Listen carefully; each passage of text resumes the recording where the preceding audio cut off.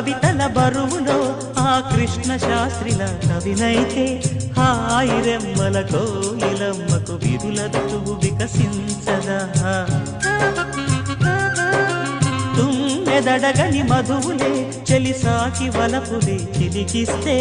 మాయ జగతికి ఏ భయామో మధుర కవిత వినిపించడా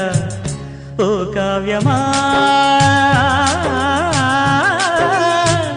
నీ తోటలో నవరస పోషణి గాలిగా నవ్విన పూలే మాలగా పూజకే సాధ్యమా తెలుగుమా అందమా